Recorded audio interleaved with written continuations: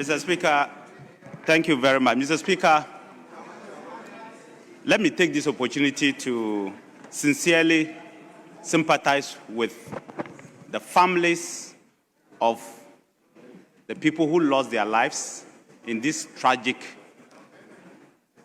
circumstances where young people indeed went out there to look for a job for themselves, only to find themselves lying in the mortuary. The last thing we can do is to politicize their deaths. It's very, very painful because if you're a family member, you'll be very sad to see somebody trying to do politics with this. So I will not, and I don't expect any member to do that. But Mr. Speaker, the military had never, not under my watch, or under Kumbo or Woyogo, or Kandapa or Adukufo, or any of the ministers of defense in the past, deviated from what they had currently doing. They had always gone to the regional capitals to do exactly what they are doing now. Never. We did that in 2017, 2021, we did the same thing. At no point did the military deviate from that exercise. I just wanted to make that correction. It's always been the same thing. There are two forms of getting people into the military. The officers is called enlistment, and the recruit is called recruitment. The current system is recruitment. And every year we enlist people into the military. That's the officer call. But for the recruitment, once people apply and they have qualified, you don't want to waste the time of the Ghanaian youth again to every year be applying only to collect money from them. You never want to do that. So sometimes you do it biennially, or sometimes you can even do it every year if they are there. Mr. Speaker, as we say today, I can tell you that over 10 to 20,000 young people applied and are qualified. Meanwhile, the military is going to take only 4,000 people. This current recruitment, just 4,000. The Accra Center alone has more than 5,000 people. That is the difficulty that we face. Honorable Member, this one, I can tell you are speculating. Let's move away from that. I thank you, Mr. Speaker. I know what I'm talking about. I thank you, Mr. Speaker, but that's the truth. But if you, I'll seek your guidance, but that's the truth. But Mr. Speaker, I am saying that I will support the call to hold the process, not just at LWAC, but the entire recruitment process, to really look at the exercise and give ourselves some time, Mr. Speaker, to find out what is happening. That's the first thing I will suggest. Mr. Speaker, the second thing, so that the military can reform, because we have not seen this for a long time. We get bruises, people, but to get people to die and we just continue as if nothing has happened is not good. So I will support that call. Mr. Speaker, I would also support the call that the acting Minister for Defense, and Mr. Speaker, I'm choosing my words well, not the Deputy Minister, the acting Minister for Defense should come and brief this House.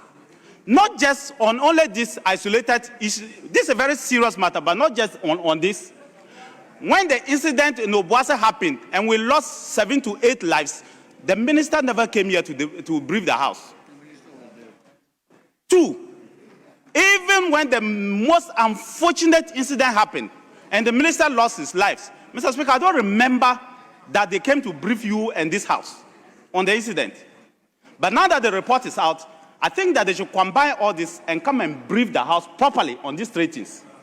The Obuasi incident, the issue of what has just happened today, and the military Z9 headquarters incident. They should brief this House properly so that they'll tell us what is happening. Then we can be seized as representatives of the people, what is going on.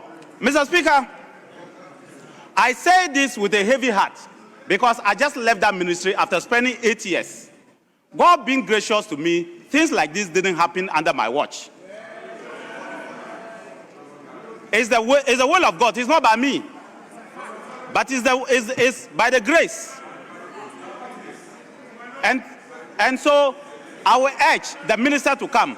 Mr. Speaker, if you do remember, when soldiers went to war, young soldiers reported in war, and the following day they went out brutalizing people, I came to this house to brief the house. I came to make a statement, I came to brief the house, and I came to tell the house exactly what was happening. In fact, when the punishment and whatever we did was done, I came back to brief this house again. So, Mr. Speaker, there is precedence. There's precedence. Yeah, majority, just a minute. Majority Leader. I thank you, and I thank the leadership. I'm treading a very fine line because I just left the place.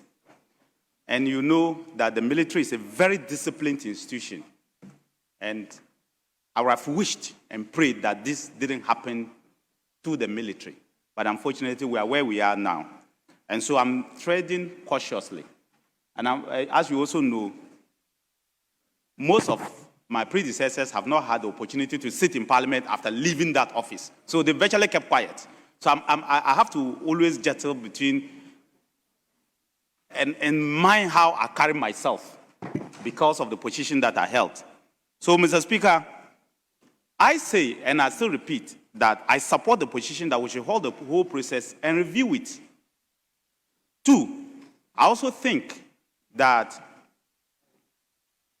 the minister should come and brief us. And I'm happy he said he's briefing us on only this particular thing. But I said that if he briefed us on the 3 key things that happened, it would have helped us. Especially the report that just came. It will have helped the nation and all of us because we are representing the people. Once they brief Parliament, we have briefed the nation. And thirdly, the other security agencies will also do recruitment. It's not just the military. They have also started advertising. And their numbers are even bigger than that of the military. And so we anticipate that the problems that we are seeing today, if the Minister for Defense and the Minister for the Interior do not sit to see how they can make sure that they reform the process, we may be getting worse situations, and we don't want that to be repeated. So I'll urge both ministers to look at how they will go about their intakes, Mr. Speaker, so that we don't get this repetition of issues any longer. And lastly, Mr. Speaker, this only tells us that we have a big problem in the country. Yes. A problem of unemployment. Big problem. And Mr. Speaker, the earlier the political class plus the leaders of this nation do something about it, the better for us. Because if young men all across the world, it's difficult to get people to serve in the military. People in US, people literally had to be begged to serve in many militaries. And today, young men and women are all rushing just because they want to serve in the military. I don't know whether it's for job purposes they are doing that or it's just the love of serving in the military. That is happening. But I will lean towards the fact that people want to survive. People want a job. And Mr. Speaker, I can say that we have a big problem of unemployment. And these teeming youth who are outside, between the ages of 21 when they have completed school and 25, if we don't do something about them, Mr. Speaker, this nation called Ghana, we may regret one day. I don't know when, but I can say that it's easier or it is better for the political class to think together. And I like the way you said we should work together. We should work together and find a solution to it immediately. Otherwise, Mr. Speaker, we may regret. I thank you, Mr. Speaker.